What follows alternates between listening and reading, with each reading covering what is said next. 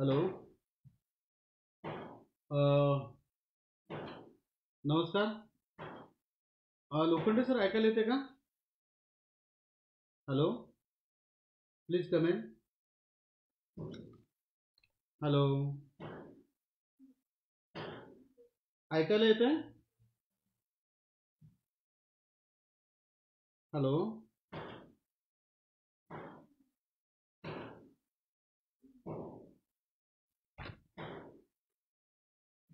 आता दिसतंय ना?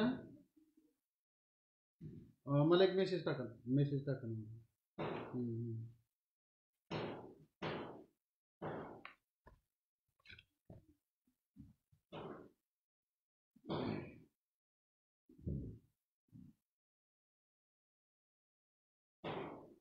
नमस्कार. आज बारामती येथील मोर्या प्रतिष्ठानच्या वतीनं आयोजित करण्यात आलेल्या जागर अण्णाभाऊंच्या विचारांचा या व्याख्यानमालेमध्ये किंवा या सप्ताहामध्ये आपल्या सर्वांचं स्वागत करतो. खरं म्हणजे या व्याख्यानमालेमध्ये मला माझे विचार व्यक्त करण्याची संधी दिल्याबद्दल मी या प्रतिष्ठानचे अध्यक्ष, माझे मार्गदर्शक प्राध्यापक डॉक्टर सुनील लोखंडे यांचं मी मनापासून आभार व्यक्त करतो. याशिवाय त्यांच्या सर्व टीमचा आभार व्यक्त करतो. आपल्या सर्वांना माहिती आहे की अण्णाभाऊंची जयंती 121 जयंती आपण साजरी करतो आहोत आणि त्या अनुषंगानं अण्णाभाऊंचं व्यक्तिमत्व वेगवेगळ्या अनुषंगानं आपण तपासतो आहोत. खरं म्हणजे आजपर्यंत नव्या अभ्यासकांना अण्णाभाऊंना तपासण्याची संधी, अण्णाभाऊंना ऐकण्याची संधी या व्याख्यानमालेच्या निमित्तानं उपलब्ध होते आहे. म्हणून मी या व्याख्यानमाला आयोजकांचं मनापासून आभार व्यक्त करतो. मागेही मी बोललेलो होतो की अण्णाभाऊ हे अष्टपैलू व्यक्तिमत्व होतं. अण्णाभाऊ कोण होते? आजपर्यंत अण्णाभाऊ फक्त साहित्यिक होते, अण्णाभाऊ फक्त शाहीर होते, याच गोष्टीची आपल्याला जाणीव आहे. परंतु अण्णाभाऊ अष्टपैलू व्यक्तिमत्व होतं. साहित्यिक अण्णाभाऊ होते, कलावंत अण्णाभाऊ होते, लोककवी अण्णाभाऊ होते, कथाकार अण्णाभाऊ होते, कादंबरीकार अण्णाभाऊ होते, पत्रकार अण्णाभाऊ होते, चित्रपट दिग्दर्शक अण्णाभाऊ होते, चित्रपट कलावंत अण्णाभाऊ होते आणि चित्रपट कथा लेखक सुद्धा अण्णाभाऊ होते. अशा वेगवेगळ्या अंगाने अण्णाभाऊंच्या चरित्रावरती किंवा अण्णाभाऊंच्या योगदानावरती या निमित्ताने प्रकाश टाकला जातोय. बऱ्याचदा माझा जो आजचा मुख्य विषय आहे तो अण्णाभाऊंच्या साहित्याचं वैचारिक विश्लेषण. आता अण्णाभाऊंच्या साहित्याची जडणघडण कशी झाली तर ती अनुभवावरती झालेली आहे. अण्णाभाऊ नेहमी आपल्या साहित्याच्या अनुषंगानं वेगवेगळ्या कैफियतमध्ये किंवा ज्याला आपण मनोगत म्हणतो, ज्याला आपण इंट्रोडक्शन म्हणतो, प्रस्तावना म्हणतो, त्या प्रस्तावनामध्ये कायमस्वरूपी एक कबुली अण्णाभाऊ देतात की अण्णाभाऊ हे वास्तववादी लेखक आहे, ज्याला आपण एक्झिस्टॅलिझम असं इंग्रजीमध्ये म्हणतो. जे दिसतंय, जे अस्तित्वात आहे ते साहित्यात आणणं हे अण्णाभाऊंचं मुख्य साहित्य निर्मिती पाठीमागचं योगदान आहे असं मला वाटतं. आणि हेच अण्णाभाऊंच्या साहित्याचं खरं वेगळेपण आहे असं मला वाटतं. कारण प्रत्येक लेखकाला एक भूमिका असते आणि ती भूमिका घेऊन तो लिहित असतो. तसं अण्णाभाऊंना एक भूमिका होती आणि ती भूमिका घेऊन अण्णाभाऊंनी साहित्याची एक विस्तृत विशाल अशी चळवळ निर्माण केल्याचं आपल्याला दिसून येतं. परंतु अण्णाभाऊंच्या वरती असा कोणता प्रभाव होता की त्यांना अशा प्रकारचं सामान्य माणसाला जननायक करणारं, सामान्य माणसाची दुःख वेशीवर टांगणारं, त्यांना माणूस म्हणून समाजासमोर आणणं, त्यांच्या समस्या वेशीवर टांगणं, त्यांच्या समस्याची दखल घेणं, अशा लोकांसाठी साहित्याची निर्मिती अण्णाभाऊंना का करावीशी वाटते. म्हणून मला असं वाटतं की प्रत्येक साहित्यिकाला एक वेगळी भूमिका घेऊन साहित्याची निर्मिती करावी लागते आणि त्या भूमिकेच्या पाठीमागं एक बॅकग्राऊंड असतं आणि त्या बॅकग्राऊंडच्या अनुषंगानं ती भूमिका जोपर्यंत किंवा वैचारिक बैठक जोपर्यंत ठाम होत नाही तोपर्यंत खऱ्या अर्थानं साहित्य निर्मितीला चालना होत नाही असं मला वाटतं. अण्णाभाऊंच्या साहित्यिक योगदानाविषयी आपण सातत्यानं चर्चा करत असतो. त्या पलीकडे जाऊन एक राजकीय नेते म्हणून अण्णाभाऊंची दखल घेणं, किंवा जसं आपण संयुक्त महाराष्ट्र चळवळीतील अण्णाभाऊंचं योगदान पाहतो, तसं राष्ट्रीय स्वातंत्र्याच्या चळवळीत सुद्धा अण्णाभाऊंचं मोलाचं योगदान होतं. आणि त्या योगदानातूनच अण्णाभाऊ एक वेगळं व्यक्तिमत्व होतं हे महाराष्ट्रात सिद्ध झालेलं आहे. आपल्या सर्वांना माहिती आहे की भारतीय राष्ट्रीय स्वातंत्र्याचा प्रश्न जेव्हा निर्माण झाला, तेव्हा देशभरातल्या अनेक भागामध्ये अशा स्वरूपाची छोटी मोठी बंड होत होती. आणि त्या बंडाचाच भाग म्हणून अण्णाभाऊंचा जो सांगली जिल्हा होता, की जो पूर्वी पटवर्धनांच्या संस्थानामध्ये, कुरुंदवाड संस्थानामध्ये समाविष्ट होता, तर या भागामध्ये क्रांतिसिंह नाना पाटलांच्या नेतृत्वाखाली डी.जी. लाडबापू किंवा अनेक बर्डे गुरुजी असतील, त्या काळातला जो तरुण वर्ग होता, नागनाथ अण्णा नायकवडे असतील, तर यांनी या चळवळीला एक जोम निर्माण, नवा आयाम दिलेला होता. आणि मोठ्या संख्येनं त्या काळातले जे 17, 18, 19, 20 वर्षे जे तरुण होते, त्या तरुणांना या राष्ट्रीय स्वातंत्र्याच्या चळवळीमध्ये खेचून आणण्याचं काम क्रांतिसिंह नाना पाटील करायचे, किंवा त्यांच्या व्याख्यानानं, त्यांच्या कर्तृत्वानं ती पिढी प्रभावित होत होती. आणि म्हणून या प्रभावातून अण्णाभाऊ या राष्ट्रीय स्वातंत्र्याच्या चळवळीकडे ओढले गेले. आणि त्याचाच परिणाम अण्णाभाऊंच्या एकूणच साहित्यावरती, त्यांच्या वैचारिक प्रक्रियेवरती, त्यांच्या शाहिरीवरती झाल्याचं आपल्याला दिसून येतं. अण्णाभाऊंची जडणघडण ही एक संघर्षमय जडणघडण आहे. म्हणजे मुळात अण्णाभाऊंचं लाईफ हेच संघर्ष आहे. अण्णाभाऊंना आपल्या आयुष्यामध्ये अनेक वेगवेगळ्या भूमिका साकाराव्या लागल्या. म्हणजे त्या खऱ्या आयुष्यामध्ये मी मगाशी म्हणालो की अण्णाभाऊ वाटेगावला जरी जन्म झाला असला त्यांचा, तरी अण्णाभाऊंची कर्मभूमी, मातृभूमी जरी वाटेगाव असली, तरी अण्णाभाऊंची खऱ्या अर्थानं कर्मभूमी ही मुंबई आहे. आणि मुंबईत त्यांची जडणघडण झालेली आहे. मुंबईमध्ये अण्णाभाऊंना दारिद्र्यातून जो जगण्याचा संघर्ष करावा लागला, त्यामध्ये हॉटेल बॉय असेल, पेंटर असेल, किंवा चित्रपटाचे किंवा सिनेमाचे पोस्टर चिटकवणारा बॉय असेल, अशा अनेक चांगल्या वाईट कामाचा संघर्ष अण्णाभाऊंना पोटापाण्यासाठी करावा लागला. आणि याच संघर्षातून अण्णाभाऊंचं एक वेगळं व्यक्तिमत्व खऱ्या अर्थानं साकारल्याचं आपल्याला दिसून येतं.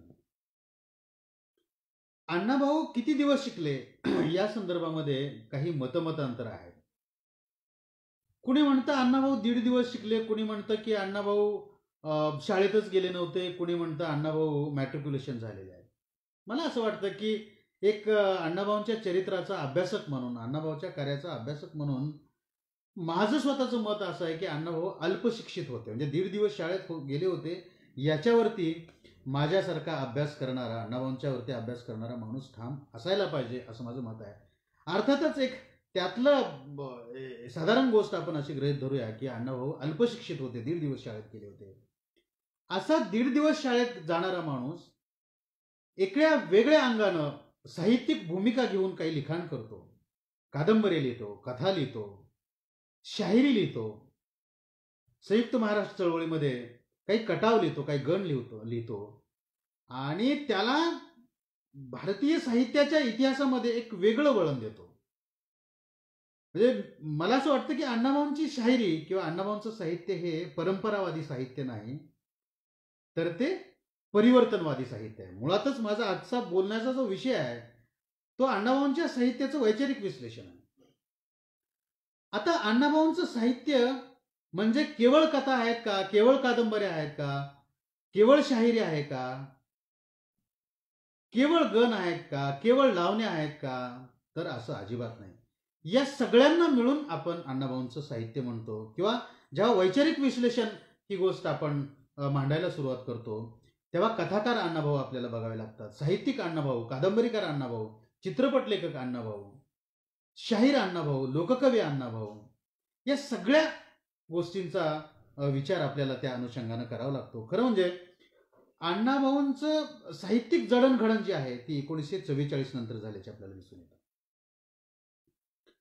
अण्णाभाऊंनी आपली जी वैचारिक बैठक आहे तिचा धागा तो कम्युनिस्ट विचाराकडे वळल्याचं आपल्याला प्रारंभी दिसून येत आहे. कारण मी मगाशी सांगितलं की अण्णाभाऊ मुळातच कफल्लक लाईफ जगत होते, ज्याला आपण संघर्षमय जीवन किंवा हॅव्ज नॉट वर्ग जो आहे की नाहिरे वर्गामध्ये जगत होते. त्यामुळे त्यांची जी जीवनशैली आहे, त्यांचा जो जगण्याचा संघर्ष आहे, त्यांच्या ज्या समस्या आहेत, रोजचं जगणं रोजचं मरण त्यांनी अनुभवलेलं होतं, पाहिलेलं होतं, तेच अण्णाभाऊंनी आपल्या साहित्यामध्ये आपल्या शाहिरीमध्ये मांडल्याचं आपल्याला दिसून येतं. इतर शाहिरांपेक्षा किंवा इतर साहित्यिकांपेक्षा अण्णाभाऊंच्या साहित्याचं, अण्णाभाऊंच्या शाहिरीचं वेगळं पण काय आहे, वेगळं वैशिष्ट्य काय आहे, अण्णाभाऊंच्या साहित्यामध्ये असं कोणतं वेगळेपण आहे की त्याचं विश्लेषण, त्याचा अभ्यास आपल्याला करावा असं वाटतं. अण्णाभाऊ पूर्व शाहीर होते का? तर होते. शाहिरी होती का? तर ती होती. अस्तित्वात होती का? तर ती होती. ती अस्तित्वात होती, शाहिरी होती, शाहीर होते, पण ती शाहिरी एका घराण्यापुरती, एका राजापुरती किंवा राजघराण्यापुरती त्यानं केलेल्या लढायांपुरती मर्यादित होती. अण्णाभाऊंची शाहिरी किंवा अण्णाभाऊंच्या साहित्यातला जो बाज आहे तो परंपरावादी बाज नाकारून अण्णाभाऊंनी परिवर्तनवादी बाजाची निर्मिती केली. मग असं काय केलं अण्णाभाऊंच्या परिवर्तनवादी मुवमेंटमध्ये, परिवर्तनवादी लिखाणामध्ये? तर जो नाकारलेला वर्ग होता, ज्याला नेग्लिजियन्स क्लास असं आपण म्हणतो, तो कोणता वर्ग होता? तर इथला सामान्य शेतकरी, इथली सामान्य महिला, स्त्री, इथला कामगार, इथला बेरोजगार, इथला उपाशी पोटी राबणारा शेतमजूर, दबला गेलेला, पिचला गेलेला वर्ग हा अण्णाभाऊंनी आपल्या साहित्याचा विषय बनवला. आणि अण्णाभाऊंनी कथेचा नायक, साहित्याचा नायक जो एलिट होता, एलिट क्लास मधला होता, तो बदलून सामान्य वर्गाला, कामगाराला, वेश्यांना, स्त्रियांना, चोरांना आपल्या साहित्याचा विषय बनवलं. याचा मतितार्थ असा आहे की अण्णाभाऊंनी परंपरावादी साहित्य परंपरा नाकारून परिवर्तनवादी सामान्य माणसाच्या जगण्याचा रोजचा संघर्ष अण्णाभाऊंनी शब्दबद्ध केला. हे खऱ्या अर्थानं अण्णाभाऊंच्या साहित्याचं किंवा शाहिरीचं वेगळेपण आहे असं मला वाटतं. अण्णाभाऊ पूर्व साहित्यामध्ये चोर आला होता का, स्त्री आली होती का, सामान्य कामगार आला होता का? तर बिलकुल आलेला नव्हता. तो आला असेल कुठल्या तरी संदर्भानं, पण नायकाची भूमिका किंवा त्याला नायक बनवण्याचं काम अण्णाभाऊंनी केलेलं आहे. अण्णाभाऊंच्या साहित्यातले नायक कोण आहेत? तर जगण्यासाठी संघर्ष करणारा सामान्य कामगार माणूस आहे. अण्णाभाऊंच्या कथेतला नायक हा मॉरॅलिटी घेऊन जगण्यासाठी म्हणजे नैतिकता घेऊन जगण्यासाठी संघर्ष करणार आहे, समाजशील आहे, संघर्षशील आहे, सत्याची भूमिका घेऊन लढणारा नायक आहे. अण्णाभाऊंच्या बहुतांश कादंबऱ्या ह्या स्त्रीप्रधान आहेत किंवा महिला प्रधान आहेत, त्यातल्या नायक ह्या स्त्रिया आहेत. तर या स्त्रिया रडणाऱ्या नायक नाही आहेत की यापूर्वी जे स्त्रियांच्या वरती लिखाण झालं, कथा आल्या, कादंबऱ्या आल्या किंवा पोवाडे आले किंवा लावण्या आल्या, तर याच्यामध्ये स्त्री दाखवलेली आहे किंवा स्त्रीचं वर्णन, ही तिची सुंदरता, तिची मुलायमता किंवा एक स्त्री सुलभता, स्त्री सुंदरता निर्माण केलेली आहे. शोषणशील आहे, ते म्हणजे शोषिक आहे, अशी एक दबलेली, पिचलेली एक वस्तू किंवा उपयोगाची वस्तू म्हणून त्या काळामध्ये स्त्रियांचा अंतर्भाव साहित्यामध्ये किंवा शाहिरीमध्ये, लावण्यांमध्ये केल्याचं आपल्याला दिसून येतं. परंतु अण्णाभाऊंच्या साहित्यातली स्त्री ही रडणारी नाही, तर ती लढणारी आहे. ती स्वतःचं व्यक्तिमत्व सिद्ध करणारी आहे, ती संघर्षशील आहे, ती समाजाशी, इथल्या व्यवस्थेशी दोन हात करायला तयार आहे आणि ती लढते, झगडते आणि जिंकते.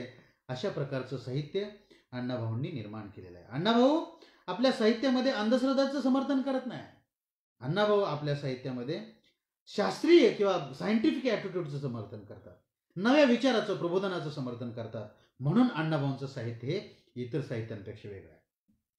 अण्णाभाऊंनी वेशीला साहित्यात आणलं. चित्रा नावाची कादंबरी अण्णाभाऊंनी वेशेवरती लिहिली आहे.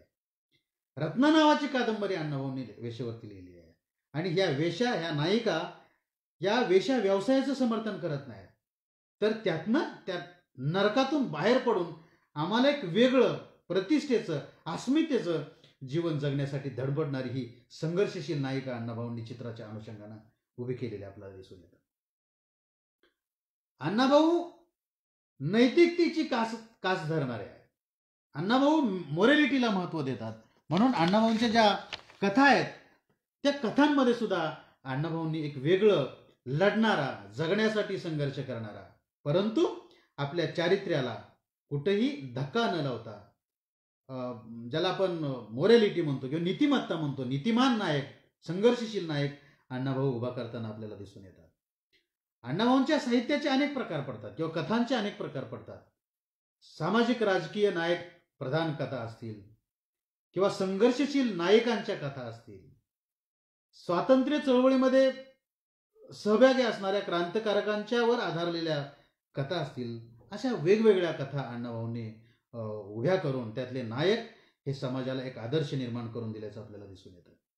अण्णाभाऊंचा सुलतान असेल, लाडी असेल, खुळवाडी असेल, बरबाद्या कंजारे असेल, कृष्णकाठच्या कथा असतील, आबी असेल, भानामती असेल, फरारी, गजाआड, चिराग नगरीची भूतं, गुऱ्हाळ, जिवंत काडतूस, अशा अनेक कथा अण्णाभाऊंनी लिहिल्याचं आपल्याला दिसून येतं.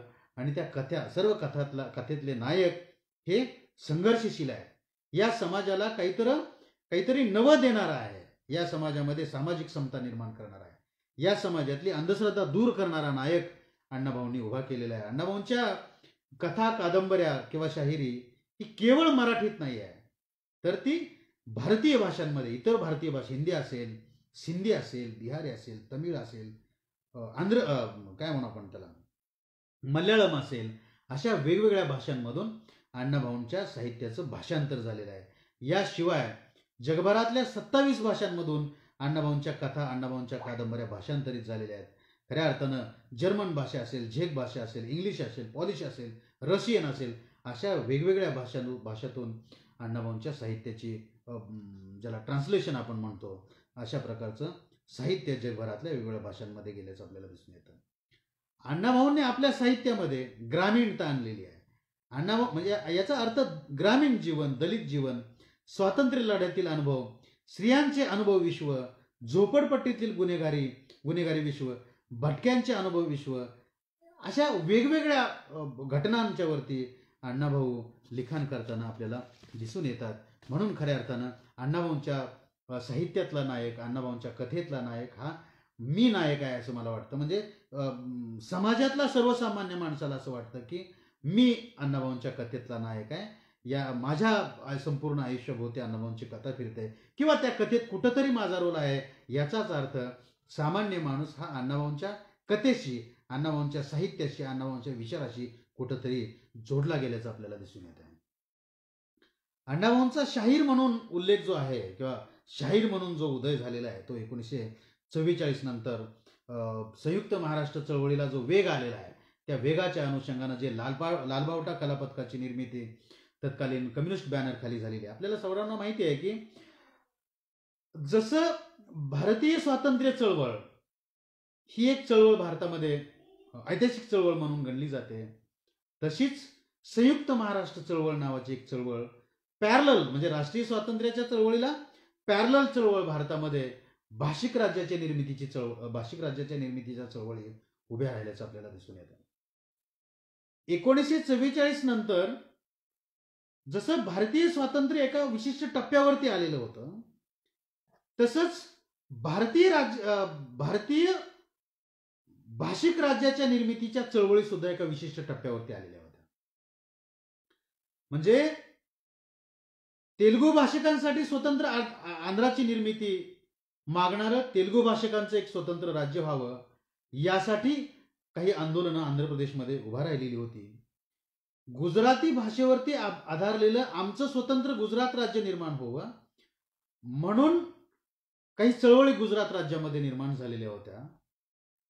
कानडी भाषेवरती आधारलेलं कन्नडांचं स्वतंत्र कानडी राज्य व्हावं म्हणून कानडी भाषिकांचं आंदोलन सुरू होतं आणि मराठी भाषेवरती आधारलेलं मराठी भाषिकांचं स्वतंत्र महाराष्ट्र राज्य निर्माण व्हावं म्हणून काही चळवळी या महाराष्ट्रामध्ये निर्माण झालेल्या होत्या. अर्थात सुरुवातीच्या टप्प्यामध्ये जेव्हा या चळवळीची सुरुवात झाली, चर्चा झाली, जेव्हा आपण चळवळीचा अभ्यास करतो तेव्हा या चळवळीची जडणघडण किंवा ही जी डिमांड होती भाषिक राज्याच्या निर्मितीची डिमांड, ही टप्प्याटप्प्यानं पुढे आलेली आपल्याला दिसून येते. म्हणजे ब्रिटिशांनी 1905ला बंगालची भाषिक राज्याच्या किंवा भाषेच्या आधारावरती फाळणी केलेली आहे, बंगालची फाळणी. आणि तेव्हापासून हा विषय हळूहळू भारतात पर्यायानं महाराष्ट्रात चर्चेला आल्याचं आपल्याला दिसून येतं. ज्या काही इन्स्टिट्यूशन, काही संस्था निर्माण झाल्या, त्या संस्थांनी 1917ला जेव्हा प्राध्यापक विठ्ठल वामन ताम्हणकर यांनी तिभंगलेला महाराष्ट्र हा नकाशासह लेख प्रसिद्ध केला. लोकशिक्षण या मासिकामध्ये नकाशासह तिभंगलेला महाराष्ट्र नावाचा एक लेख प्रसिद्ध केला आणि त्याच्या अनुषंगानं एका एलिट क्लासमध्ये या महाराष्ट्रामध्ये मराठी भाषिकांचं स्वतंत्र राज्य असावं अशी चर्चा सुरू झाली. आणि 1920ला जे मुंबईचं अधिवेशन झालेलं होतं भारतीय राष्ट्रीय काँग्रेसचं, त्या अधिवेशनामध्ये सुद्धा स्वतंत्र भाषिक राज्याच्या निर्मितीचा ठराव नेहरूंनी केलेला होता. पुढे 1946ला बेळगावला जेव्हा अखिल भारतीय मराठी साहित्य संमेलन झालं, त्या संमेलनामध्ये सुद्धा समकालीन साहित्यिकांनी मराठी भाषिकांसाठी स्वतंत्र राज्याची निर्मिती व्हावी असा ठराव केलेला होता. आणि त्याचीच पार्श्वभूमी म्हणून 1944 पासून सातत्यानं संयुक्त महाराष्ट्र चळवळीच्या अनुषंगानं, मराठी भाषिकांच्या अनुषंगानं काही चर्चा, काही संप, काही आंदोलनं, काही मोर्चे या अनुषंगानं होत होते. परंतु त्याला म्हणावा तेवढा प्रतिसाद मिळत नव्हता. म्हणजे अण्णाभाऊ खऱ्या अर्थानं साहित्यिक म्हणून संयुक्त महाराष्ट्राच्या चळवळीत पुढे आले. अण्णाभाऊ खऱ्या अर्थानं शाहीर म्हणून संयुक्त महाराष्ट्राच्या चळवळीत पुढे आले. अण्णाभाऊ लोककवी म्हणून किंवा अण्णाभाऊंची त्या अनुषंगानं ज्या ज्या व्यक्तिमत्वाची जडणघडण झालेली आहे, ती सगळी जडणघडण आपल्याला संयुक्त महाराष्ट्राच्या चळवळीच्या अनुषंगानं त्यांचं जे लिखाण झालेलं आहे, म्हणजे लोकनाट्य असतील, तमाशे असतील, लावण्या असतील, कथा असतील, कादंबऱ्या असतील, गण असतील, गवळणी असतील, छक्कड असतील, या सगळ्या साहित्याची निर्मिती अण्णाभाऊंनी 1944 ते 1961 किंवा त्याच्या पुढं अगदी त्यांच्या मृत्यू 69 पर्यंत लिहित गेल्याचा अण्णाभाऊ आपल्याला दिसून येतात. म्हणून एक सक्षम साहित्यिक, एक सक्षम लोककवी, एक सक्षम राजकीय नेता, एक सक्षम संयुक्त महाराष्ट्र चळवळीचा प्रणेता म्हणून अण्णाभाऊ वेगवेगळ्या अंगाने आपल्याला इथं पाहता येतात. अण्णाभाऊंच्या साहित्याची जेव्हा आपण चिकित्सा करतो, अण्णाभाऊंच्या शायरीची जेव्हा आपण चिकित्सा करतो, त्याच्यातलं वेगळेपण सुद्धा आपल्याला तपासावं लागतं. मी मगाशी लालबावटा कलापथकाच्या अनुषंगानं काही संदर्भ दिले होते. त्याचाच एक भाग म्हणून की ही जी शाहिरी अण्णाभाऊंची निर्माण झाली, ती शाहिरी संयुक्त महाराष्ट्र चळवळीची गरज म्हणून निर्माण झालेली आहे. किंवा ही शाहिरी तत्कालीन कम्युनिस्ट पक्षाचा प्रचार आणि प्रसार करण्याची गरज म्हणून निर्माण झालेली आहे. पण जेव्हा संयुक्त महाराष्ट्राची चळवळ जोम धरू लागली, मूळ धरू लागली, तेव्हा अण्णाभाऊ मात्र कम्युनिस्ट पक्ष असेल, समाजवादी पक्ष असेल किंवा समकालीन इतर विरोधी पक्ष असतील, याच्या जंजाळात न अडकता जनतेचा पक्ष, जनतेची बाजू, सामान्य शेतकऱ्याची, शेतमजुराची बाजू, महिलांची बाजू घेऊन अण्णाभाऊंचं लिखाण झाल्याचं आपल्याला दिसून येतं. आता संयुक्त महाराष्ट्र चळवळ म्हणलं की शाहीर अण्णाभाऊ, शाहीर अमर शेख, शाहीर गवाणकरांची आपण आठवण करतो. तशीच आठवण आपल्याला कॉम्रेड श्रीपाद अमृत डांगेंची करावी लागते, आचार्य यात्रेंची करावी लागते, प्रबोधनकार ठाकरेंची करावी लागते, दादासाहेब गायकवाडांची करावी लागते, किंवा त्या काळामध्ये जे जे विरोधी पक्ष किंवा संयुक्त महाराष्ट्र समितीमध्ये जे पक्ष सामील झालेले होते, या सगळ्या पक्षांच्या नेत्यांचं एक वेगळं योगदान आहे, वेगळं कंट्रीब्युशन आहे. त्यामध्ये जेदे असतील, जवळकर असतील, या केशवराव जेदेंचं विशेषतः विशेष मौलिक योगदान त्या अनुषंगानं आपल्याला संयुक्त महाराष्ट्राच्या चळवळीत दिसून येते. पण म्हणावा तेवढा त्यांच्या कार्यावरती प्रकाश इतिहासाच्या अभ्यासकांनी टाकलाय असं मला वाटत नाही. तो एक वेगळ्या संशोधनाचा विषय आपल्याला मांडता येईल. पण अण्णाभाऊंच्या साहित्याच्या अनुषंगानं आपल्याला काही भूमिका जेव्हा आपण विषद करतो तेव्हा असं लक्षात येत आहे की 1944ला ज्या सभा होत होत्या, जे मोर्चे होत होते, त्याला अल्प प्रतिसाद होता. आणि ह्या सभा किंवा मोर्चे हे मुंबई पुण्यामध्ये होत होते, विशेषतः मोठ्या शहरांमध्ये होत होते. याची जी चर्चा आहे, भाषिक राज्याच्या निर्मितीची चर्चा, ही बहुसंख्य लोकांपर्यंत जात नव्हती, म्हणजे खेड्यापाड्यांपर्यंत ती पोहोचत नव्हती. त्यामुळं खेड्यापाड्यातल्या माणसाला ही चळवळ आपली वाटत नव्हती. ती चळवळ फक्त मुठभर साहित्यिकांची चळवळ आहे, वरच्या वर्गातल्या लोकांची अभिजनांची चळवळ आहे, असंच या लोकांना वाटत होतं. म्हणून त्या चळवळीमध्ये लोकसहभाग वाढत नव्हता. म्हणजे आणि ही चळवळ जी चर्चा व्हायची चळवळीची ती वर्तमानपत्रात व्हायची चर्चा. आणि आपल्या सर्वांना माहिती आहे की 1944च्या काळामध्ये किंवा 45 असेल किंवा स्वातंत्र्याच्या काळामध्ये असेल की म्हणावं तेवढं डिस्ट्रीब्युशन किंवा वितरण वर्तमानपत्राचं सामान्य लोकांपर्यंत होत नव्हतं. ते जिल्ह्याच्या ठिकाणी किंवा तालुक्याच्या ठिकाणी व्हायचं. आणि खेड्यातला जो सामान्य शेतमजूर आहे, शेतकरी आहे, मध्यम वर्ग आहे किंवा शिक्षित वर्ग आहे, कामगार वर्ग आहे, यांच्यापर्यंत ही चळवळ जात नव्हती. पर्यायानं ही चळवळ जोपर्यंत लोकचळवळ होत नाही किंवा हजारोंच्या संख्येनं, लाखोंच्या संख्येनं या चळवळीमध्ये लोकांचा सहभाग होत नाही, तोपर्यंत खऱ्या अर्थानं ही चळवळ यशस्वी होत नाही, असं समकालीन नेत्यांना, समकालीन संयुक्त महाराष्ट्र चळवळीतल्या नेत्यांना वाटायला लागलं. म्हणून 1944ला शेतकरी परिषद टिटवाळा या ठिकाणी ठाणे जिल्ह्यातल्या भरलेली होती. आणि त्या टिटवाळ्याच्या शेतकरी परिषदेमध्ये लालबावटा कला पथकाची स्थापना झाली. आणि संयुक्त महाराष्ट्र चळवळीचा प्रचार आणि प्रसार करण्याची जबाबदारी लोकशाहीर अण्णाभाऊ साठे, अमर शेख आणि गव्हाणकर यांच्यावरती सोपवण्यात आली. आणि म्हणून या प्रचाराचा भाग म्हणून अण्णाभाऊंनी वेगवेगळे लोकनाट्य निर्माण केलेली आहेत. हे खरं म्हणजे त्या काळामध्ये तमाशे म्हणून ते अण्णाभाऊंनी लिहिलेले होते. खरं म्हणजे हे तमाशे किंवा लोकनाट्य हे लोकशिक्षणाचा भाग होता. म्हणजे लोकांना, ग्रामीण भागातल्या सामान्य लोकांना शिक्षित करणं, ज्याला आपण डोळ्यात अंजन घालणं असं म्हणतो, की शिक्षित करणं, मुख्य प्रश्न त्यांच्यापर्यंत नेणं आणि त्यांचा या चळवळीतला लोकसहभाग वाढवणं, हा या लिखाणापाठीमागचा उद्देश होता असं मला वाटतं. अण्णाभाऊंनी किंवा अण्णाभाऊंच्या कलापथकानं, अण्णाभाऊंच्या शाहिरीनं काय केलं, या शाहिरीच्या कलापथकाच्या माध्यमातून ही जी चळवळ सामान्य वर्गापुरती मर्यादित होती, ती चळवळ खेड्यापाड्यातल्या, महाराष्ट्रातल्या खेड्यापाड्यात घेऊन जाण्याचं काम अण्णाभाऊंनी केलं आहे.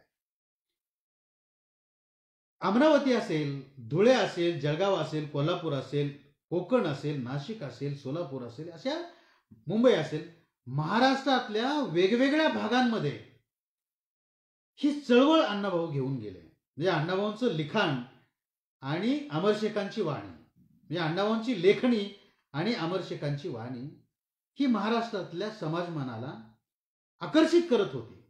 त्यांच्या मनाला लढाईची उर्मी देत होती, संघर्षाला तयार करण्याची सज्जता देत होती.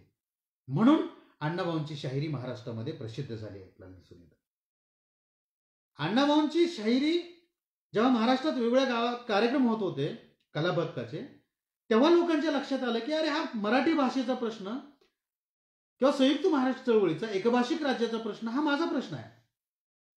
माझी माय मराठी आहे, इथल्या मातीचा मी भूमिपुत्र आहे, या मातीचा प्रश्न आहे, माझ्या महाराष्ट्राचा स्वाभिमानाचा प्रश्न आहे.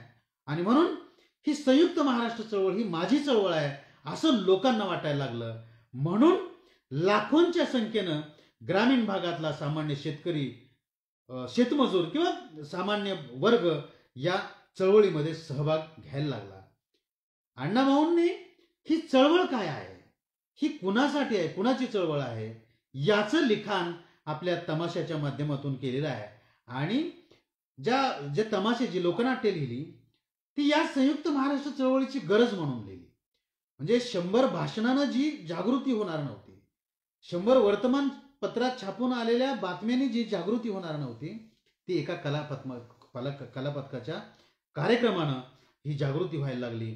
म्हणून ज्या ज्या ठिकाणी या कलापथकाचे कार्यक्रम होत होते त्या परिसरातल्या 50 किलोमीटर परिसरातली लोक, त्या काळामध्ये आजच्यासारख्या गाड्या नव्हत्या, 2 व्हीलर नव्हत्या, 4 व्हीलर नव्हत्या, तर बैलगाड्या झोपून लोक या कलापथकाचे कार्यक्रम बघायला यायचे आणि त्यांच्यामध्ये एक वेगळं परिवर्तन या संयुक्त महाराष्ट्र चळवळीच्या अनुषंगानं होत होतं. म्हणून अण्णांनी या संयुक्त महाराष्ट्राची चळवळ काय आहे, तुमची भूमिका त्यात काय असणार आहे, ही चळवळीला अडचणीमध्ये कोण आणतंय, कोणता पक्ष या चळवळीला विरोध करतोय, कोणता पक्ष या चळवळीच्या बाजून आहे, याचं मायक्रो टिपण अण्णाभाऊंनी आपल्या साहित्यामध्ये किंवा आपल्या लोकनाट्यांमध्ये, आपल्या कलांमध्ये मेन्शन केल्याचं, अंतर्भूत केल्याचं दिसून येतं. आता अण्णाभाऊंनी जी 13 तमाशे लिहिले, 14 लोकनाट्य लिहिली, तर तमाशा हाच पुढं लोकनाट्याच्या ढंगात अण्णाभाऊ सादर करताना दिसतात. म्हणून अण्णाभाऊंना लोकनाट्याचं जनक असं म्हणतात. परंतु जी लोकनाट्य अण्णाभाऊंनी लिहिली ती सगळी लोकनाट्य त्या काळाची गरज म्हणून लिहिलेली आहेत. माझी मुंबई अर्थात मुंबई कोणाची नावाचं लोकनाट्य अण्णाभाऊंनी लिहिलं. अकलेची गोष्ट लोकनाट्य, खापऱ्या चोर, कलंत्री, बिलंदर बुडवे, सेठजीचं इलेक्शन, पुढारी मिळाला, मूक मिरवणूक, देशभक्त घोटाळे, बेकायदेशीर, दुष्काळात 13वा, निवडणुकीत घोटाळे, लोकमंत्र्याचा दौरा, पेंग्याचं लगीन, अशा वेगवेगळ्या अनुषंगानं अण्णाभाऊंनी लोकनाट्याची निर्मिती केल्याचं आपल्याला दिसून येतं. अण्णाभाऊंनी माझी मुंबई अर्थात मुंबई कोणाची हे पहिलं लोकनाट्य किंवा पहिला तमाशा अण्णाभाऊंनी लिहिला.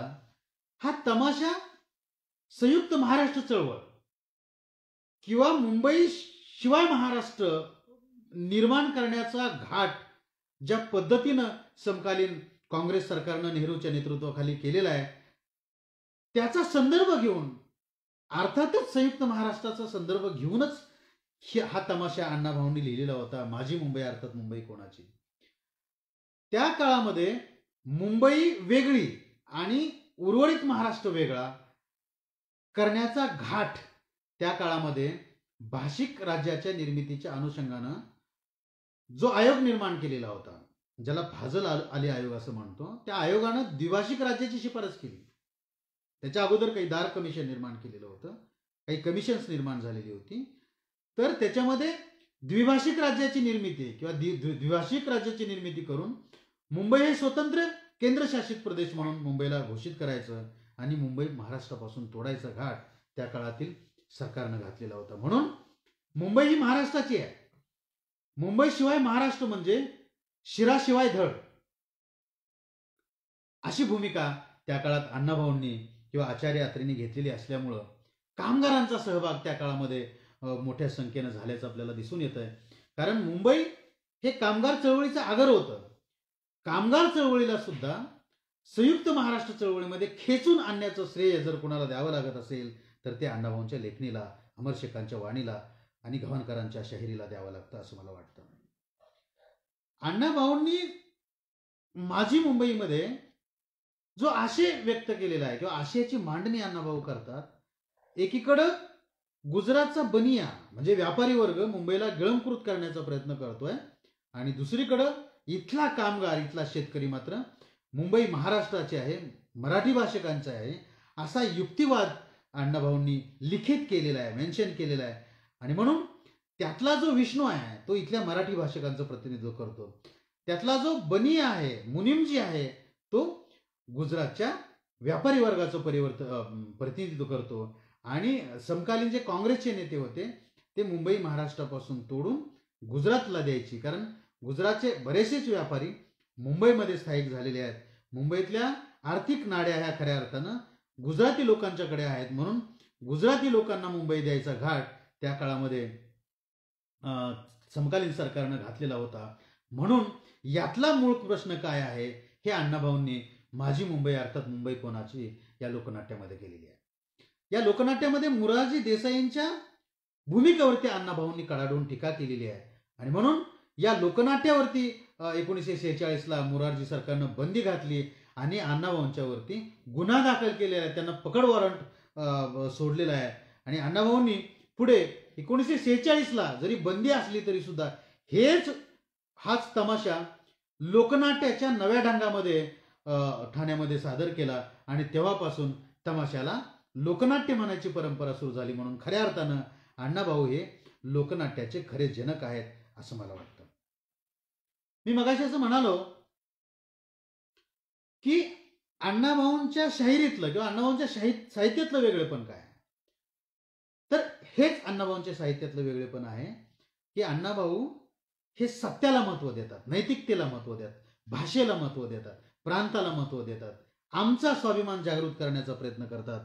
म्हणून खऱ्या अर्थानं अण्णाभाऊंचं शाहिरीतलं साहित्यातलं वैचारिक वेगळेपण, वैचारिक काहीतरी वेगळेपण आहे, काहीतरी वेगळं नवीन अण्णाभाऊ सातत्यानं देण्याचा प्रयत्न करतात.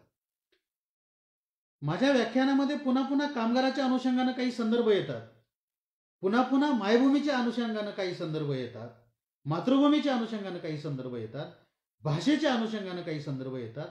अण्णाभाऊंचा जो बेस होता साहित्य निर्मितीचा, शाहिरी निर्मितीचा, चळवळींच्या निर्मितीचा, तो इथली भाषा आहे, इथली मातृभूमी आहे, इथला माणूस आहे, छत्रपती शिवाजी महाराज आहेत, इथला कामगार आहेत. म्हणून अण्णाभाऊ सातत्यानं त्यांचं वर्णन आपल्या साहित्यामध्ये करतात.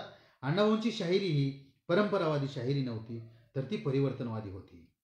अण्णाभाऊंची शाहिरी ही इथल्या भाषेचं, इथल्या मातीचं गुणगान करणारी आहे.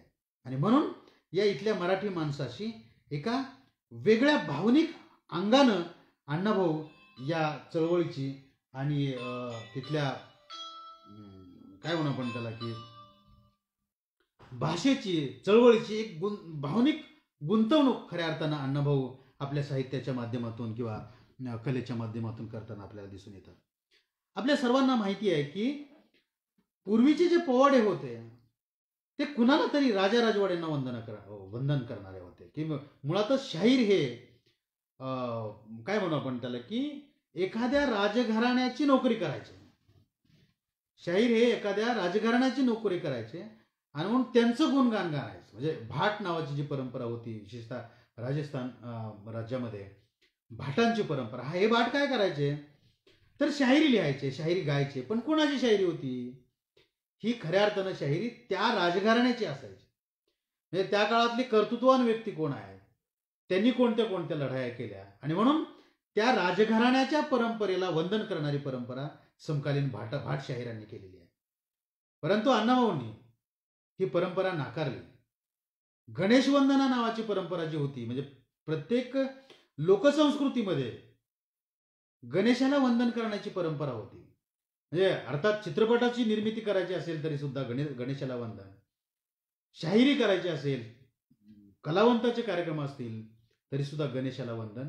आणि म्हणून गण, मुळात गण या काव्य परंपरेमध्ये त्याचं जे नाव आहे ते गण आहे.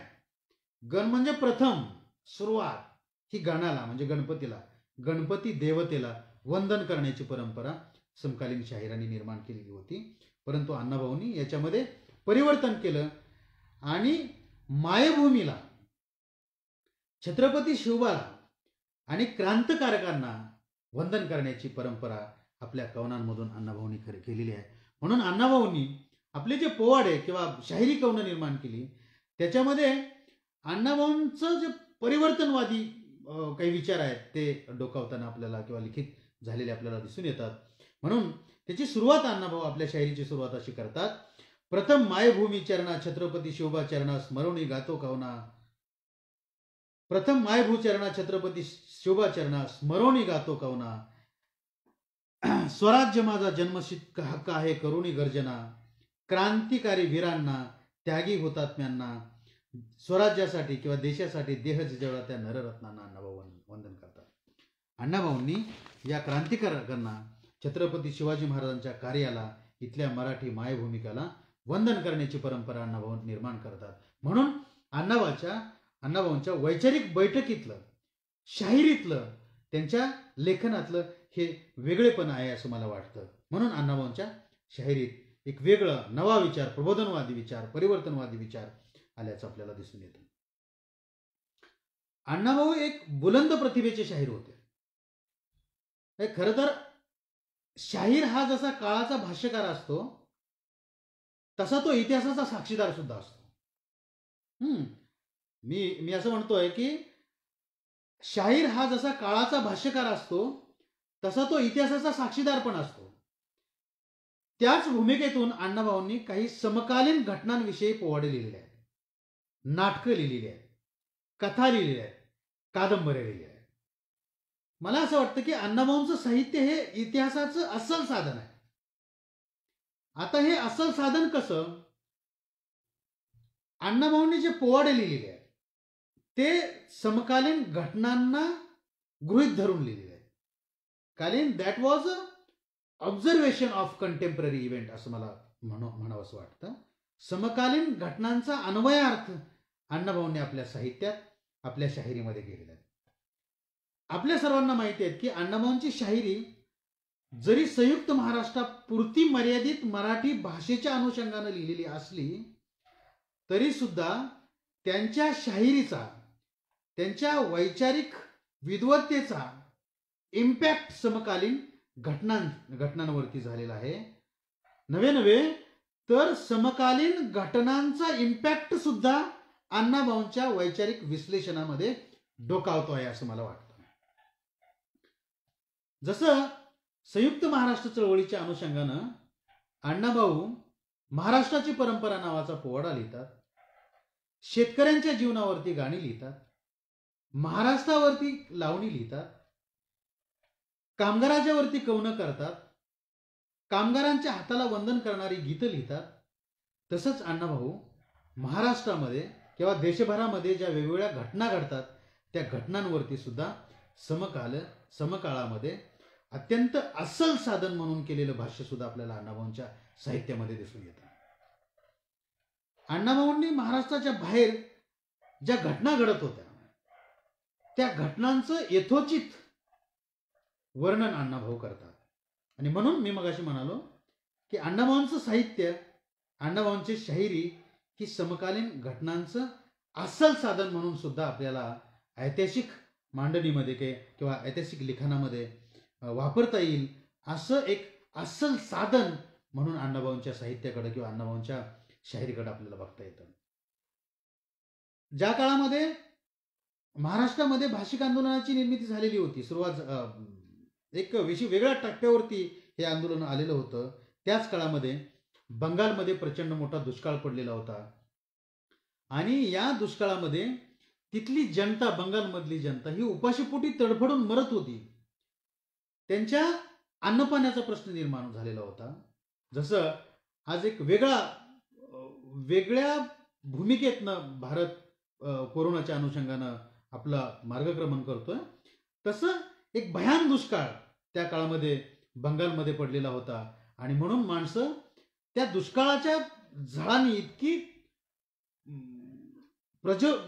ती व्यापली गेलेली होती किंवा इतक्या झळा त्या सामान्य माणसाच्या जगण्याला, जीवनाला बसलेल्या होत्या. त्या बंगालच्या मानवी जीवनाला किंवा बंगालच्या अस्तित्वाला धक्का देणाऱ्या होत्या. म्हणून अशातच भूकबळींची संख्या वाढलेली होती. अत्यंत विदारक दृश्य बंगालमध्ये निर्माण झालेलं होतं. अशा लोकांना, विना अन्नपाण्या वाचून तडफडणाऱ्या लोकांना एक मदतीचा हात महाराष्ट्रानं दिला पाहिजे म्हणून अण्णाभाऊ बंगालची हाक नावाचा पोवाडा लिहितात. म्हणून अण्णाभाऊंच्या शाहिरीचं वेगळेपण मला इथं दिसतं. अण्णाभाऊ जसे मराठी भाषकांची अस्मिता आहे तसं अण्णाभाऊ एका राष्ट्रवादी भूमिकेतून प्रेरित झालेले पण आपल्याला दिसून येतात. एकीकडे मराठी भाषिकांचं नेतृत्व करतात, सांस्कृतिक नेतृत्व करतात, वैचारिक नेतृत्व करतात, साहित्यिक नेतृत्व करतात. तसंच ते इतर भाषिक किंवा भारतातल्या वेगवेगळ्या राज्यांच्या लोकांची दखल सुद्धा आपल्या साहित्यामध्ये घेताना आपल्याला दिसून येतात. बंगालची हाक नावाचा पोवाडा अण्णाभाऊंनी बंगालच्या दुष्काळावरती लिहिला आणि हा अनेक कार्यक्रमात सादर केला आणि लाखो रुपये जमा करून महाराष्ट्राला साथ घातली अण्णाभाऊंनी की बंगाल एका वेगळ्या संकटातून जातोय. बंगालच्या माणसाला वाचवायचं असेल तर मोठ्या संख्येनं आपण बंगालला मदत पाठवली पाहिजे. ती धान्य स्वरूपाची असेल किंवा आर्थिक स्वरूपाची असेल, मोठ्या संख्येनं धान्य, अर्थपुरवठा करण्याची हाक अण्णाभाऊ आपल्या बंगालची हाक नावाच्या पोवाड्यामध्ये देतात. त्याच काळामध्ये पंजाब आणि दिल्लीमध्ये एक जातीय दंगा निर्माण झालेला होता. या दंग्यामध्ये केंद्र सरकारची भूमिका जातीय विषमता आणि सामाजिक समता निर्माण करण्यासाठी जातीय विषमतेला छेद देऊन नवी सामाजिक समता निर्माण करण्याची परंपरा अण्णाभाऊ लिखित करतात. आणि म्हणून पंजाब दिल्लीचा दंगा नावाचा पोवाडा अण्णाभाऊ लिहितात. केवळ मराठी भाषकांची काळजी अण्णाभाऊ करत नाहीत, त्यांचा स्वाभिमान अण्णाभाऊ जागृत करत नाहीत, तर या देशामध्ये शांतता नांदावी, या देशामध्ये समानता नांदावी, इथला सामान्य माणूस सुखी संपन्न व्हावा, हीच भूमिका अण्णाभाऊ आपल्या साहित्यामध्ये मांडताना आपल्याला दिसून येतात. ज्या पद्धतीनं महाराष्ट्रामध्ये भाषिक राज्याच्या निर्मितीचे लढे होत होते, त्याच पद्धतीनं आंध्रापासून तेलंगणा किंवा भारतातनं तेलंगणा हे स्वतंत्र राज्य निर्माण करा आणि आम्हाला तेलंगणा स्वतंत्र द्या, या अनुषंगानं काही संप, काही मोर्चा, काही चळवळी तेलंगणा राज्यात निर्माण होत होत्या. त्यांच्यावर जे सरकार अन्याय करत होतं, त्या अन्यायाची दखल अण्णाभाऊ तेलंगणाचा रणसंग्राम नावाच्या पोवाड्यामध्ये घेताना आपल्याला दिसून येतात. म्हणून अण्णाभाऊंची एक वेगळं वैचारिक मंथन आपल्याला अण्णाभाऊ करताना दिसतात. मग साहित्यिक असेल, शाहिरी असेल किंवा इतर काही अण्णाभाऊंचं लिखाण असेल, त्याच्यामध्ये अण्णाभाऊंच्या लेखणीचा, अण्णाभाऊंच्या विचाराचा केंद्रबिंदू हा सामान्यातला सामान्य माणूस आहे असं आपल्याला दिसून येतं. अण्णाभाऊंच्या साहित्यामध्ये याचबरोबर वैश्विक जाणीवा सुद्धा दिसून येतात. आत्ताच्या अलीकडच्या काळामध्ये आपण ग्लोबलायझेशन नावाचा प्रकार आपण अभ्यासतोय किंवा आपल्यावरती एक प्रभाव जागतिकीकरणाचा असल्याचं आपल्याला दिसून येतं. मला असं वाटतं की अण्णाभाऊंच्या साहित्यामध्ये एक वैश्विकता किंवा वैश्विक जाणीव आपल्याला दिसून येतात. अनेक विचारवंतांनी किंवा अनेक साहित्यिकांनी, अनेक लेखकांनी अण्णाभाऊंच्यावरती रशियाचा प्रभाव होता असं म्हटलेलं आहे किंवा वस्तुस्थिती पण तशी आहे. मला असं वाटतं की ज्या काळामध्ये इथला सामान्य वर्ग अस्तित्वासाठी झटत होता, त्याच काळामध्ये रशिया सुद्धा एका वेगळ्या संघर्षातनं समतेची, स्वातंत्र्याची, बंधुभावाची ज्योत घेऊन लढत होता. आणि त्या लढ्याचं चित्रण, तिथल्या सामान्य माणसाचा संघर्ष अण्णाभाऊ आपल्या साहित्यात लिखित करतात, आपल्या साहित्यात आणतात. विशेषतः दुसऱ्या महायुद्धानंतर जगभरामध्ये हुकुमशाहीची एक परंपरा निर्माण होती की काय, किंवा हुकुमशाहीचे काळे ढग लोकशाहीवादी राष्ट्रांच्या समोर येऊन थापलेले होते आणि जर्मन हुकुमशहा हिटलर हा रशियासारख्या लोकशाहीवादी देशावरती आक्रमण करतो आणि रशियातली जी मोठी शहरं आहेत ती पादाक्रांत करण्याचा प्रयत्न करतो. आणि म्हणून त्या रशियन जनतेनं प्रचंड निकराचा संघर्ष करून तिथली शहरं रशियन मायभूमीवरती या जर्मन सैनिकांना पाय ठेवू दिलेला नाही, प्रचंड ताकदीचा लढा त्यांनी उभा केलेला होता. म्हणून त्या काळामध्ये अण्णाभाऊ रशियाच्या सामान्य जनतेचं, रशियाच्या सैन्याचं, रशियाच्या प्रशासनाचं कौतुक करतात. आणि म्हणून अण्णाभाऊ नानकिंग नगरापुढे नावाचा पोवाडा लिहितात, स्टॅलिनचा पोवाडा लिहितात, बर्लिनचा पोवाडा लिहितात, स्पेनचा पोवाडा लिहितात आणि साम्राज्यवादी सत्ता स्पर्धेच्या विरोधात कणखर भूमिका आपल्या शाहिरीमध्ये मांडताना दिसतात. म्हणून अण्णाभाऊ जगातल्या वेगवेगळ्या घटनांचा अभ्यास करून एक नवं समतावादी साहित्य निर्माण करण्याचा प्रयत्न करतात. म्हणून मला असं वाटतं की अण्णाभाऊंच्या साहित्यामध्ये वैश्विक जागृती किंवा वैश्विक जाणीवा असल्याचं आपल्याला दिसून येतं. अण्णाभाऊंच्या खरं तर तोच मुद्दा पुढे आणखी घेऊन मला असं वाटतं की अण्णाभाऊंनी जे माझा रशियाचा प्रवास नावाचं जे प्रवास वर्णन लिहिलेलं आहे, ते प्रवास वर्णन आपल्याला असं सांगतं की अण्णाभाऊंचं एक भावनिक नातं रशियाशी होतं. 1961ला अण्णाभाऊ जेव्हा रशियात गेले, खरं म्हणजे अण्णाभाऊ स्वतःला मॅक्झिम गार्कीचे शिष्य मानतात. आता हे मॅक्झिम गार्की कोण होते, तर जसे अण्णाभाऊ महाराष्ट्रात काम करत होते, देशामध्ये काम करत होते, तसेच एक सामान्य प्रतिनिधित्व करणारा, सामान्य शेतकरी वर्गाचं तिथल्या दलितांचं, कामगारांचं प्रतिनिधित्व करणारा, त्यांच्या वेदना शब्दबद्ध करणारा एक महान लेखक मॅक्झिम गार्की होते.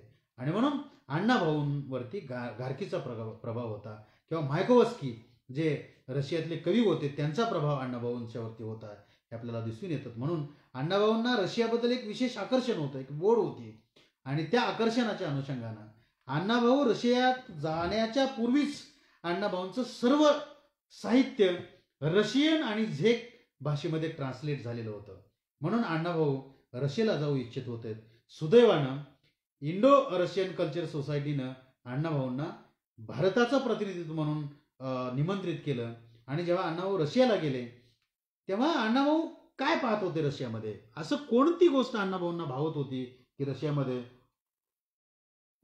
जाऊन त्याची मांडणी किंवा ती बघायची होती अण्णाभाऊंना हे बघायचं होतं की समाजवादी विचारधारेनं जी रशियन राज्यक्रांती झाली, या राज्यक्रांतीतनं जो स्वतंत्र रशिया निर्माण झाला, त्या रशियानं तिथला जातीभेद नाहीसा केलेला आहे का, तिथला वर्णभेद नाहीसा केलेला आहे का, तिथली आर्थिक दरी नाहीशी केलेली आहे का, तिथल्या सामान्य माणसाला प्रतिष्ठा दिलेली आहे का, तिथला सामान्यातला सामान्य माणूस स्वतंत्र झालेला आहे का, तिथल्या कामगार वर्गाच्या श्रमाला प्रतिष्ठा रशियात मिळते आहे का, या गोष्टी अण्णाभाऊंना जाणून घ्यायच्या होत्या. म्हणून अण्णाभाऊ रशियाशी एका वेगळ्या अनुबंधात बांधले गेल्याचं आपल्याला दिसून येतं. आपल्या सर्वांना माहिती आहे की रशियात अण्णाभाऊ दाखल झाल्यानंतर अण्णाभाऊ सरकारचे गेस्ट असताना सुद्धा चालत फिरायचे.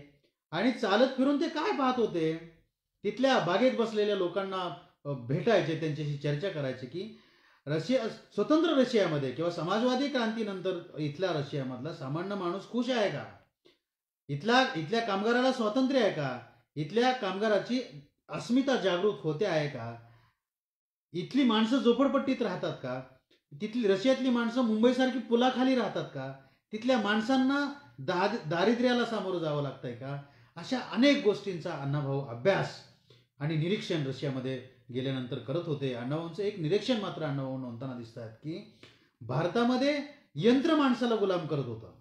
म्हणजे इथली भांडवलशाही व्यवस्था, इथले जे गिरणी कामगार होते ते 12-12 तास काम करत होते यंत्राच्या प्रभावाखाली. गिरणी कामगार, इथले भांडवलशाह किंवा भांडवलदारी मंडळी इथल्या गिरणी कामगारांना सातत्यानं पिळवणूक करत होते, त्यांची फसवणूक करत होते. आणि म्हणून कामगार इथले हे यंत्राच्या ओझ्याखाली दबलेले होते. परंतु याच्या उलट अण्णाभाऊ रशियामध्ये बघताना दिसत आहेत, किंवा अण्णाभाऊ वेगळ्या अनुषंगानं तिथल्या यंत्र आणि मानवाचा अनुभव टिपतात की तिथल्या क्रांतीनंतरच्या किंवा ज्याला पोस्ट रिव्होल्युशन रशियामध्ये तिथल्या माणसांनी, तिथल्या कामगारांनी यंत्रांना गुलाम केल्याचं आपल्याला दिसून येतं.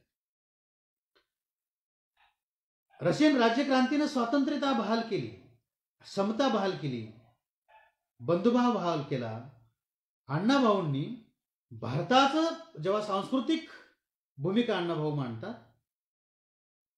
महाराष्ट्रातल्या मातीचा अभिमान जेव्हा अण्णाभाऊ तिथं सांगतात, तेव्हा अण्णाभाऊ रशियाला ठणकावून सांगतात की तुम्ही अलीकडच्या काळामध्ये स्वातंत्र्य, समता, बंधुभावाची भूमिका मांडताय, परंतु मी अशा राजाच्या पायानं पदस्पर्शाने झालेल्या पावनभूमीतून आलेलो आहे, छत्रपती शिवाजी महाराज, ज्यांनी आमच्याकडं 350 वर्षापूर्वी महाराष्ट्रामध्ये समता निर्माण केली, महाराष्ट्रामध्ये बंधुभाव निर्माण केला, महाराष्ट्रामध्ये सामाजिक समता निर्माण केली, स्वातंत्र्य निर्माण केलं, लोकशाहीची बीज या देशामध्ये सर्वात पहिल्यांदा, देशामध्येच नाही तर मी असं म्हणेन की 1773ला जेव्हा अमेरिकन राज्यक्रांती निर्माण झाली जगामध्ये, आणि त्या अमेरिकन राज्यक्रांतीमधून किंवा फ्रेंच राज्यक्रांतीमधून सामाजिक समता, बंधुभाव, लोकशाही या सगळ्या तत्वांची निर्मिती झाल्याचं जगभरामध्ये सांगितलं जातं. परंतु अण्णाभाऊ रशियाला असं ठणकावून सांगतात की या जगामध्ये पहिल्यांदा लोकशाहीची बीज जर कोणी निर्माण केली असतील तर ती माझ्या राजानं निर्माण केली, छत्रपती शिवाजी महाराजांनी निर्माण केली. समतेची बीज जर या भूमीमध्ये कोणी निर्माण केली असतील तर ती छत्रपती शिवाजी महाराजांनी केली. स्वातंत्र्याची बीज जर निर्माण कोणी केली असतील या जगामध्ये पहिल्यांदा ती छत्रपती शिवाजी महाराजांनी केली 350 वर्षापूर्वी. म्हणून अशा छत्रपती, समतावादी छत्रपती, स्वातंत्र्यवादी छत्रपती शिवाजी महाराज, लोकशाहीवादी छत्रपती शिवाजी महाराजांच्या पदस्पर्शाने पावन झालेल्या या भूमीचं प्रतिनिधित्व मी करतो. म्हणून अण्णाभाऊंनी छत्रपती शिवाजी महाराजांच्या वरती पहिला आंतरराष्ट्रीय पोवाडा शब्दबद्ध रशियामध्ये केला. आणि म्हणून अण्णाभाऊंचं साहित्य, अण्णाभाऊंची विचार करण्याची प्रक्रिया एक वेगळी आहे, काहीतरी नवं देणार आहे, या अनुषंगाने आपल्याला इथं सिद्ध झाल्याचं दिसून येतं. अण्णाभाऊंचे जे साहित्यातले नायक होते ते नायक कामगार होता. मी मग अशी म्हणालो की इथला सामान्य शेतकरी होता. या जगामध्ये कामगाराच्या हाताला वंदन करण्याची परंपरा अण्णाभाऊंनी सुरू केली. या जगामध्ये कामगाराला प्रतिष्ठा, त्याच्या श्रमाला प्रतिष्ठा निर्माण करून देण्याचं काम, ती शब्दबद्ध करण्याचं काम अण्णाभाऊ करतात. या जगामध्ये पृथ्वीची निर्मिती कशी झाली या अनुषंगानं काही आध्यात्मिक संकल्पना त्या काळात मांडलेल्या गेल्या होत्या. आणि त्या संकल्पना असं सांगतात की ही पृथ्वी ही शेषाच्या मस्तकावर तरलेली आहे. म्हणजे शेष म्हणजे नाग, नागाच्या फण्यावरती तरलेली आहे. आणि जेव्हा नागाला डुलकी लागते तेव्हा वादळ येतं, महापूर येतो, भरमसाठ पाऊस येतो, विजांचा गडगडाट होतो. आणि नाग जेव्हा शांत झोपतो, शांतपणे उभा राहतो, बसतो, त्याचा फणा जेव्हा शांत होतो तेव्हा रात्र होते, दिवस होतो. आणि म्हणून ही या पृथ्वीवरची जी मानवी अस्तित्व आहे ते या अनुषंगानं, आध्यात्मिक अनुषंगानं या पृथ्वीवरती आहे. आणि ही पृथ्वी नागाच्या शेषावरती आहे, तरलेली आहे. अण्णाभाऊ या आध्यात्मिक संकल्पनेला छेद देतात आणि म्हणतात की ही पृथ्वी शेषाच्या मस्तकावर तरलेली नाही आहे, तर ही पृथ्वी या पृथ्वीला सुंदर बनवणाऱ्या किंवा आपल्या हातानं सुंदर बनवणाऱ्या कामगारांच्या तळहातावरती तरलेली आहे, इथल्या श्रमिकांच्या तळहातावरती तरलेली आहे. म्हणून अण्णाभाऊंनी कामगार स्तवन लिहिलं, कामगारांना वंदन करणारं स्तवन लिहिलं.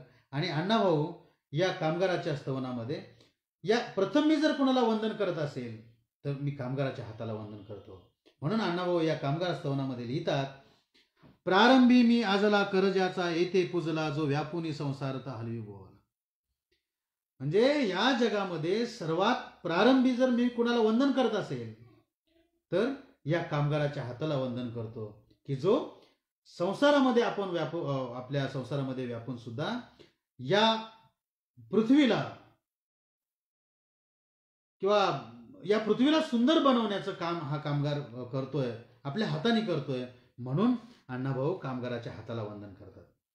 अण्णाभाऊंच्या लिखाणाचं, अण्णाभाऊंच्या साहित्याचं, कथेचं वेगळेपण आहे की अण्णाभाऊ कथेत कामगार नायक करतात, साहित्यात कामगार नायक करतात, शाहिरीचा नायक कामगार करतात. म्हणून अण्णाभाऊंनी या जगामध्ये कामगाराच्या वरती पहिला पोवाडा लिहिला. अशा प्रकारची कामगारांच्या कार्याची दखल घेण्याची परंपरा शाहिरीत नव्हती, ती पहिल्यांदा अण्णाभाऊंनी आणली. मुंबईच्या गिरणी कामगारांच्या वरती अण्णाभाऊंनी पोवाडा लिहिला, खलाशावरती अण्णाभाऊंनी पोवाडा लिहिला, नाविकांच्या वरती अण्णाभाऊंनी पोवाडा लिहिला. म्हणजे या जगात पहिल्यांदा कामगाराच्या कार्याची दखल घेणारी मांडणी जर, शाहिरी मांडणी जर कुणी केली असेल तर ती अण्णाभाऊंनी केलेली आहे असं मला वाटतं. म्हणून अण्णाभाऊंच्या या वैचारिक मांडणीनं मोठ्या प्रमाणावरती प्रभावित कामगार वर्ग मुंबईतला झाला, गिरणी कामगार वर्ग विशेषतः. आणि तो मुंबईतल्या संयुक्त महाराष्ट्र चळवळीचा कणा ठरलेला आहे. म्हणजे मुंबईत संयुक्त महाराष्ट्र चळवळ जर कोणी उभी केली असेल तरी मुंबईतल्या गिरणी कामगारांनी केली. आणि म्हणून गिरणी कामगाराच्या कर्तृत्वाचं गुणगान अण्णाभाऊ आपल्या साहित्यामध्ये, आपल्या लेखनामध्ये करतात. अण्णाभाऊंनी कथा गिरणी कामगारांच्या वरती लिहिलेल्या आहेत, कादंबऱ्या गिरणी कामगारांच्या वरती लिहिलेल्या आहेत. पण त्याचाच एक भाग म्हणून अण्णाभाऊ माझी मैना गावावर राहिली, माझ्या जीवाची होती या काहिली, ही लावणी अजरामर करून जातात. खरं म्हणजे ही लावणी संयुक्त महाराष्ट्र चळवळीची अस्मिता घेऊन आलेली आहे. या लावणीतला नायक हा सुद्धा एक कामगार आहे की जो खेड्यातनं कामाच्या शोधामध्ये मुंबईला येतो आणि मुंबईत आल्यानंतर त्याला काम तर मिळतच नाही, पण मुंबईत संयुक्त महाराष्ट्राची चळवळ जोम धरू लागते आहे. आणि या संयुक्त महाराष्ट्र चळवळीचा एक इतका प्रभाव मुंबईमध्ये आहे, तो इमॅजिन करतोय की माझी मैना गावावर राहिली, माझ्या जीवाची होती या काहिली. ही मैना कोण आहे? तर ही मैना सुरुवातीच्या टप्प्यात आपल्याला ही कामगाराची प्रियशी आहे असं आपल्याला दिसून येतं. परंतु ही मैना अण्णाभाऊ जेव्हा रेखाटतात तेव्हा कधी कधी महाराष्ट्राची मुंबई वाटते. आणि शेवटच्या कडव्यामध्ये मात्र अण्णाभाऊ असं म्हणतात, ही माझी मैना म्हणजे भाषिक राज्याच्या निर्मितीच्या अनुषंगानं जो आयोग निर्माण झालेला होता, लिंग्विस्टिक रिऑर्गनायझेशन रिपोर्ट जेव्हा गेला फाजल अली कमिशनचा, तेव्हा या फाजल अली कमिशननं बेळगाव, कारवार, डांग, उंबरगाव बाजूला करून महाराष्ट्राची निर्मिती केलेली आहे. म्हणून अण्णाभाऊंना माझी प्रियशी किंवा मैना जी आहे ती गावाकडची आहे, ती डांग आहे, तो कारवार आहे, ती निपाणी आहे, ते उंबरगाव असल्याचं अण्णाभाऊ लिहितात. अण्णाभाऊ इथल्या कामगाराच्या दारिद्र्याचं वर्णन करतात. काय अफलातून वर्णन म्हणजे इथं अण्णाभाऊंच्या प्रतिभेला उधाण आलेलं आहे असं मला वाटतं, की अत्यंत मुक्त कंठानं अण्णाभाऊ ही लावणी शब्दबद्ध करतात. त्यातली एक ओळ मला अण्णाभाऊंची भावते आहे. अण्णाभाऊ असं म्हणतात, म्हणजे कामगाराच्या दारिद्र्याचं वर्णन, इतक्या दारिद्र्यात खचलेला पिचलेला कामगार असताना सुद्धा तो संयुक्त महाराष्ट्राच्या लढ्यात सामील होतोय, त्या लढ्याचा एक पार्ट होतोय. आपल्या वैयक्तिक जीवनातल्या घटना विसरून तो या मायभूमीसाठी उभारलेली जी चळवळ आहे संयुक्त महाराष्ट्र चळवळ, त्या चळवळीचा कणा होतोय, त्या चळवळीचा भाग होतोय. त्याच्या दारिद्र्याचं वर्णन अण्णाभाऊ, मुंबईतल्या कामगाराच्या दारिद्र्याचं वर्णन अण्णाभाऊ करतात. पाण्यानं भरलं माझं किस वान मला एका छत्रीची. म्हणजे मी कफल काय, मला एका छत्रीची वान, एक छत्री सुद्धा मी घेऊ शकत नाही, परंतु इथली जी मातृभूमीची चळवळ ती माझी चळवळ आहे, या चळवळीचा नायक खऱ्या अर्थानं मी आहे असं अण्णाभाऊ रेखाटतात. ही लावणी ऐकण्यासाठी महाराष्ट्रातल्या हजारो शेकडो लोक, महाराष्ट्रातले लोक येत होते. जिथं जिथं हा कार्यक्रम होत होता, मी मगाशी संदर्भ दिला त्याप्रमाणे विदर्भात राष्ट्रसंघ तुकडोजी महाराज ही लावणी ऐकण्यासाठी अमरावतीला आलेले होते. आणि जेव्हा ही लावणी अमरशेखांनी गाऊन दाखवली, म्हणजे लाखो लोकांसमोर ही लावणी गाऊन दाखवली, तेव्हा राष्ट्रसंत तुकडोजी महाराज या लावणीचे लेखक करते अण्णाभाऊंना म्हणतात की तुम्हाला तुमच्या लेखनाला सरस्वतीचं वरदान लाभलेलं आहे अण्णाभाऊ. हे इतकी प्रभावी मांडणी अण्णाभाऊ तुम्ही या माझी मैना गावावर राहिली, माझ्या जीवाची होती या काहिली या लावणीमध्ये शब्दबद्ध करतात. अण्णाभाऊ पुढचा जो टप्पा आहे, म्हणजे ही प्रभावधारी लावणी काय आहे, असा कोणता भाग या लावणीमध्ये अत्यंत प्रभावशाली आहे, किंवा ज्या भागानं या लावणीला, या संयुक्त महाराष्ट्र चळवळीमध्ये लोकांना खेचून आणलेलं आहे, खेचण्याचं सामर्थ्य या लावणीमध्ये आहे.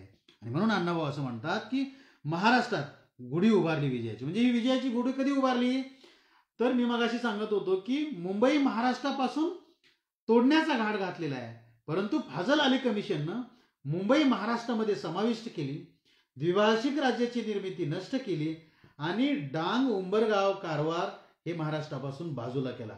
विशेषतः बेळगाव जो महाराष्ट्राचा मराठी भाषकांचा भाग होता, बेळगाव, निपाणी, कारवार हा भाग कर्नाटकाला दिला आणि तिथून अलीकडं मराठी भाषकांचं स्वतंत्र राज्य निर्माण केलं.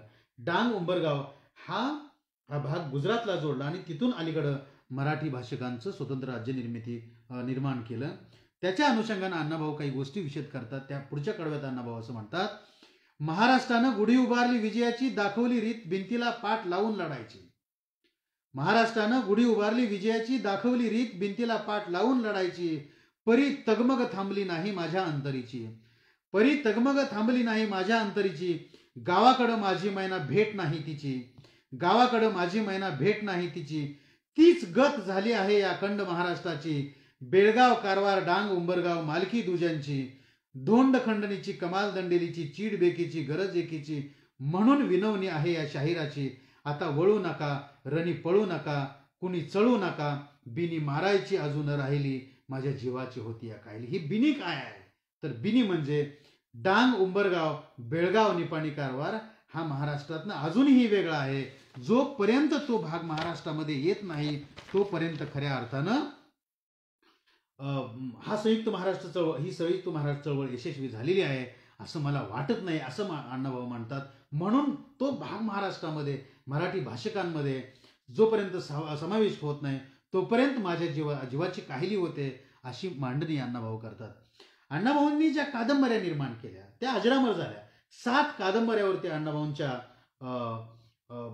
चित्रपट निर्माण केलेले होते, ते अत्यंत अजरामर झालेले आहेत. त्यातले जे चित्रपट कलावंत होते ते सुद्धा त्या काळातले एक नामवंत अभिनेते होते.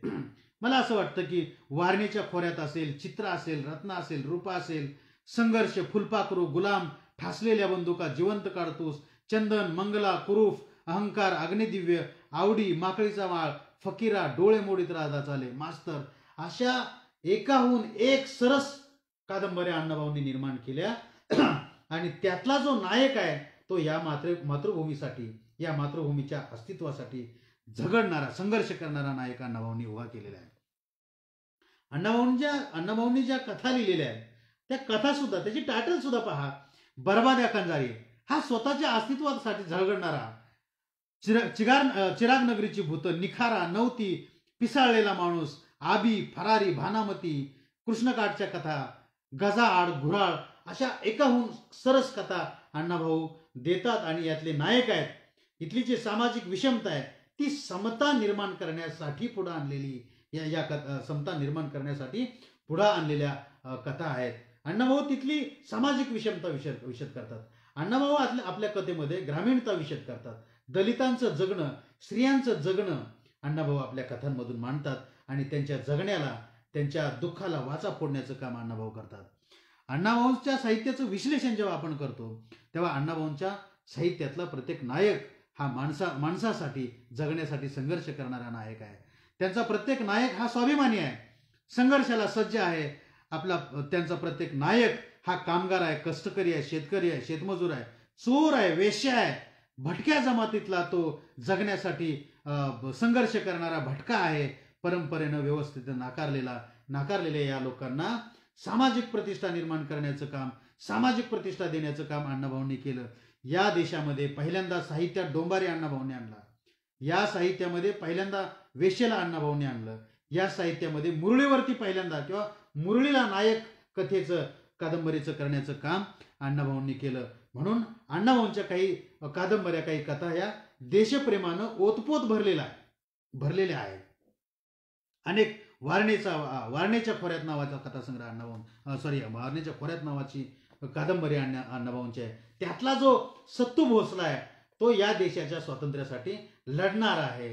निंबाळकर असतील, त्यातले जे पात्र काही अण्णाभाऊंनी रेखाटलेली आहेत, गुरुजी असतील, पांडू मास्तर असेल, अशी एक ना एक सरस कथेतले नायक अण्णाभाऊ चित्रित करतात आणि समकाळातल्या सामाजिक वास्तवावरती अण्णाभाऊ लिहितात. समकाळातल्या राजकीय परिस्थितीवरती अण्णाभाऊ भाष्य करतात. इंग्रजाच्या नीतीवरती अण्णाभाऊ भाष्य करतात. काँग्रेसच्या नीतीवरती अण्णाभाऊ भाष्य करतात. म्हणून या भाष्याचाच एक भाग म्हणून अण्णाभाऊंचं जे लिखाण आहे, जी शाहिरी आहे, साहित्य आहे, हे साहित्य जगण्यासाठी लढणाऱ्या माणसांचा संघर्ष शब्दबद्ध करतात. नव्हे तो संघर्ष समाजाला प्रेरणादायी म्हणून उभा करतात. हेच खऱ्या अर्थानं अण्णाभाऊंच्या साहित्याचं वेगळेपण आहे असं मला वाटतं.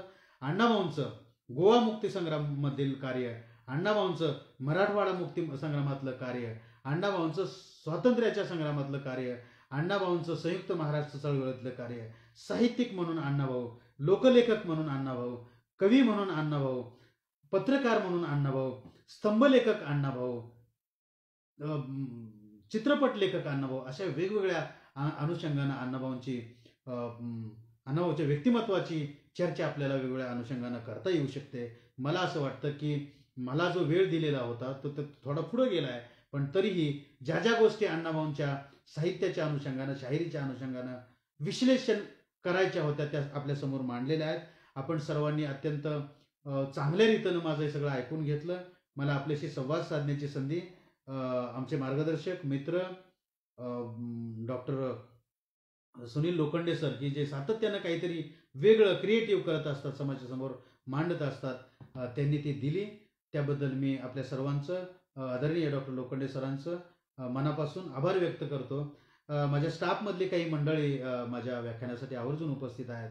डॉक्टर ताटे देशमुख असतील, या सर्वांचं, किंवा इतर अन्य असतील, जगताप सर असतील, डुबल सर असतील, अन्य कोणी माझे स्टाफ मेंबर्स असतील, त्या सर्वांचं मी मनापासून आभार व्यक्त करतो आणि मी माझ्या वाणीला पूर्णविराम देतो. आपलं मनापासून धन्यवाद व्यक्त करतो आणि थांबतो. Thank you so much. जय हिंद, जय महाराष्ट्र.